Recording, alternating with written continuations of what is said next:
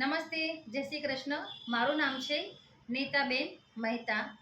આજે આપણે ભગવદ્ ગીતાનો એક ગ્રંથ, જેને આપણે બોલતી ભગવદ્ ગીતા કહીએ છીએ, તે આપને બતાવવા માટે આવીશું. હવે આ ગ્રંથ છે એ બોલતો ધર્મ ગ્રંથ છે. આપણા દરેકના ઘરમાં ભગવદ્ ગીતાની ચોપડી તો હશે જ, પણ આ ગ્રંથ એવો છે જેને આપણે બોલતો ધર્મ ગ્રંથ કહીએ છીએ. આ ગ્રંથની વિશેષતા એવી છે કે એ 15 ભાષામાં કન્વર્ટ થાય છે. એનું વજન 3.5 થી 4 કિલો છે. 50 વર્ષનું આયુષ્ય છે. આ ધર્મગ્રંથ તમે કન્યાદાનમાં દીકરીને આપી શકો છો. કોઈ નિવૃત્ત થતું હોય તો આપી શકો છો. કોઈને ગિફ્ટ સ્વરૂપે આપી શકો છો. તો વધુ માહિતી હું તમને આ ગ્રંથમાં બતાવી રહી છું. ચાલો આપણે જોઈશું બોલતી ભગવદ્ ગીતા. આ આપણો બોલતો ભગવદ્ ગીતાનો ગ્રંથ છે. એની સાથેનો આ ઇન્સ્ટ્રુમેન્ટ છે. ઇન્સ્ટ્રુમેન્ટને અહીંયા આપણે પુશ કરીશું એટલે આપણો ગ્રંથ ચાલુ થશે. હરે કૃષ્ણ કૃષ્ણ કૃષ્ણ અહીંયા એક લોગો આપેલો છે ગેટ સ્ટાર્ટેડ નો. એના ઉપર અહીંયા મૂકીશું એટલે આપણો ગ્રંથ ચાલુ થશે. હરે હરે ઓમ નમો ભગવતે વાસુદેવાય નમઃ. આપણા ગ્રંથમાં 18 અધ્યાય છે, 480 પેજ છે અને 700 શ્લોક છે. દરેક અધ્યાયના પહેલા ચિત્ર આપ્યા છે. એ દરેક ચિત્ર બોલે છે, જેવી રીતે કે ગણપતિ દાદા લખી રહ્યા છે. દરેક ચિત્ર બોલે છે. આ પારસ પીપળાનું પાન છે. અહીંયા પણ ચિત્ર આપ્યું છે, બોલે છે. દરેક ચિત્ર એનો ભાવ પ્રગટ કરે છે. અહીંયા પણ શંખનાદ થાય છે યુદ્ધ વખતે. અહીંયા શ્રી કૃષ્ણ અને અર્જુનનો સંવાદ બતાવેલો છે. આપણો પ્રથમ અધ્યાય હવે ચાલુ થાય છે. દરેક અધ્યાયના પહેલા 6 ભજન આપેલા છે. અહીંયા 4 આરતી આપેલી છે. આપણે જોઈશું એક ડેમો ભજનનો.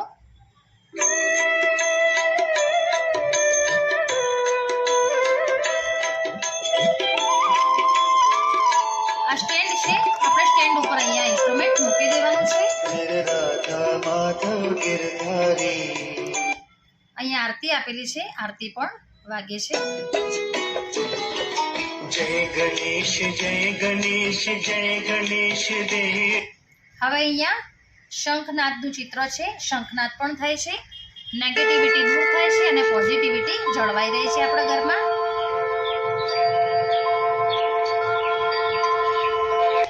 હવે અહીંયા પ્રથમ અધ્યાયનો પ્રથમ શ્લોક આપેલો છે. ધર્મ આપણે એની સાથે સાથે વાંચી પણ શકીએ છીએ અને સાંભળી પણ શકીએ છીએ. સમવેતાયુત્સવઃ મામકા પાંડવાશ્ચૈવ કિમકુર્વત સંજય. હવે એનું ટ્રાન્સલેશન અહીંયા હિન્દીમાં આપેલું છે. धृतराष्ट्र ने कहा, हे संजय, धर्म भूमि कुरुक्षेत्र में युद्ध की इच्छा से एकत्र हुए मेरे और पांडु के पुत्रों ने क्या किया? એનું ટ્રાન્સલેશન અહીંયા અંગ્રેજીમાં આપેલું છે. Dhritarashtra said, O Sanjaya, what did my sons and Pandu's sons do when they gathered for the battle? હવે બીજી વિશેષતા એવી છે કે આપણે 3 ભાષામાં એને સાંભળી શકીએ છીએ અને વાંચી પણ શકીએ છીએ. એની સાથે એક આ સ્ટીકર આપેલું છે. એમાં 15 લેંગ્વેજ આપેલી છે. કોઈ પણ લેંગ્વેજ ઉપર તમે કરશો એટલે એ લેંગ્વેજ પ્રમાણેનું તમારું અહીંયા ટ્રાન્સલેશન થઈ જશે. જેવી રીતે કે આપણે ગુજરાતી છીએ, ગુજરાતી ઉપર મૂકીશું Gujarati. તો હિન્દી ઉપર ઓ મૂકીશું તો સંજય, પણ એ જ્યારે મારા ગુજરાતી બોલશે. પુત્રો અને પાંડવો ધર્મભૂમિ કે પવિત્ર ભૂમિ કુરુક્ષેત્ર પર યુદ્ધ માટે ભેગા થયા ત્યારે તેઓએ શું કર્યું? હવે અહીંયા પ્રથમ અધ્યાય છે. આપણે આખો ને આખો અધ્યાય સાંભળવો છે તો એક જ વખત આની ઉપર મૂકી દેવાનું છે. ઓ સંજય, તો તમારા જ્યારે ઘરમાં મારા કામ પુત્રો કરતા અને કરતા તમે આખો પાંડવો અધ્યાય ધર્મભૂમિ સાંભળી કે શકશો. પવિત્ર ભૂમિ કુરુક્ષેત્ર પર યુદ્ધ માટે ભેગા થયા ત્યારે તેઓએ શું કર્યું? સંજયે કહ્યું, યુદ્ધ રણભૂમિમાં પાંડવોનું સૈન્ય તૈયાર. દરેક અધ્યાયના પાછળ અહીંયા મેડિટેશન આપેલું છે. આપ જોઈ શકો છો. એ રવિશંકરજીના અવાજમાં મેડિટેશન છે. દરેક મેડિટેશન તમે કરી અને ધ્યાન ધરી શકો છો. Let's sit comfortably and easily. Let's close our eyes. બીજી વિશેષતા એવી છે આપણા આ ધર્મગ્રંથની કે અહીંયા એક બ્રેઇન લિપિ આપેલી છે. આ બ્રેઇન લિપિ છે અંધ વ્યક્તિ માટે. અંધ વ્યક્તિ પણ કોઈના સપોર્ટ વગર, સહારા વગર આ દરેક અધ્યાય સાંભળી શકે છે. અહીંયા નીચે એના ભાષા ચેન્જના ઓપ્શન આપ્યા છે.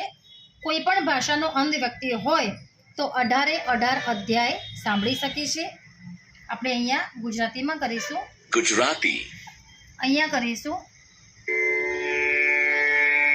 બીજી વાર ટચ કરીશું એટલે ઓ સંજય, જ્યારે ગુજરાતીમાં મારા આપણો પુત્રો ચાલુ અને થઈ ગયો. પાંડવો ધર્મભૂમિ કે પવિત્ર ભૂમિ કુરુક્ષેત્ર પર યુદ્ધ માટે ભેગા થયા ત્યારે તેઓએ શું કર્યું? સંજય હવે આ ધર્મગ્રંથની અંદર બે નાની પુસ્તિકાઓ આપેલી છે. એક આ પુસ્તિકા છે અને બીજી આ પુસ્તિકા છે. આપણે આપણા ધર્મગ્રંથને મંદિરમાં પૂજા તરીકે મૂકી દેવાનો છે. આપણે ઉપયોગ આનો કરવાનો છે. આની અંદર પણ 108 કૃષ્ણના મોક્ષદાયી ભજનો આપેલા છે. બધાએ બધા ભજન વાગશે. બીજું અહીંયા 18 અધ્યાય આપેલા છે. એ પણ દરેક અધ્યાય વાગે છે. તમને એક એક્ઝામ્પલમાં બતાવી શકું છું. પ્રભુએ કહ્યું, મેં વિવાસનને એટલે સૂર્ય ભગવાનને આ અમર યોગ શીખ્યું.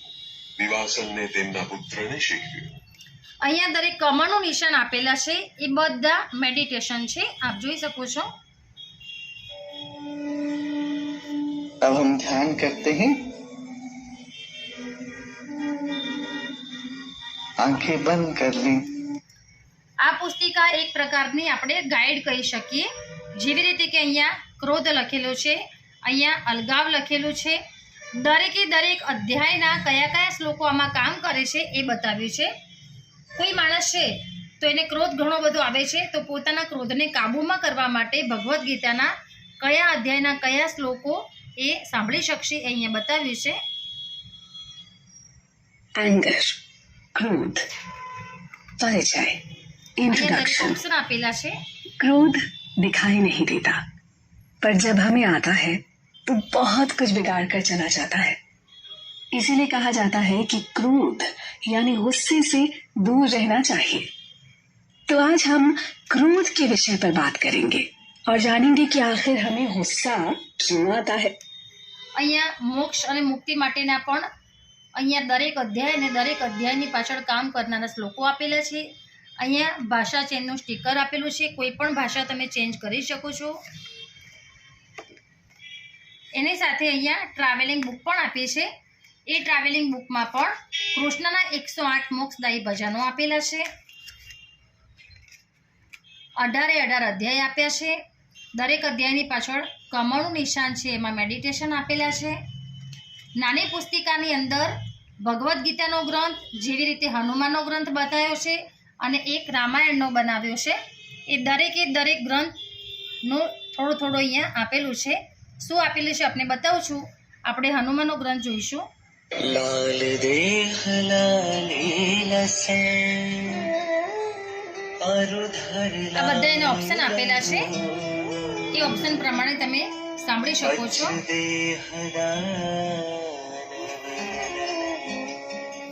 અહીંયા સુંદરકાંડ આપેલા છે. સરસ મજાની હનુમાન ચાલીસા આપેલી છે. અહીંયા હનુમાન ચાલીસા છે, 7 પ્રકારની છે. 7 ઢાળમાં અલગ અલગ કલાકારોએ ગાયેલી છે. સરસ મજાના 2 સુંદરકાંડ આપ્યા છે. તમારા ઘરમાં બેઠા બેઠા તમે સુંદરકાંડ પણ સાંભળી શકો છો.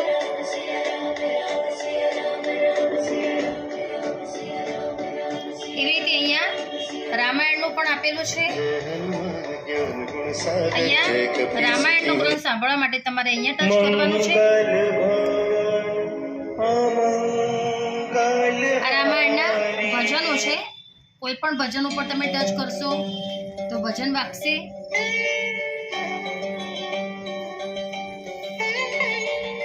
અહીંયા રામચરિતમાનસના દરેક ઓપ્શન આપેલા છે, દરેક કાંડ આપેલા છે.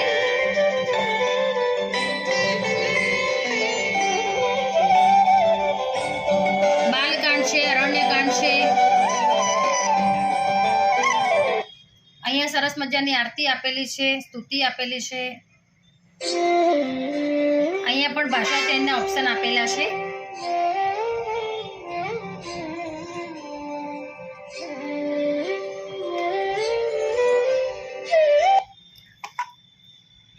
જ આપણો ભગવદ્ ગીતાનો ધર્મગ્રંથ છે તે રીતે આ હનુમાનનો પણ ગ્રંથ બનાવેલો છે અને આ રીતે જ એક રામાયણનો ગ્રંથ પણ બનાવેલો છે.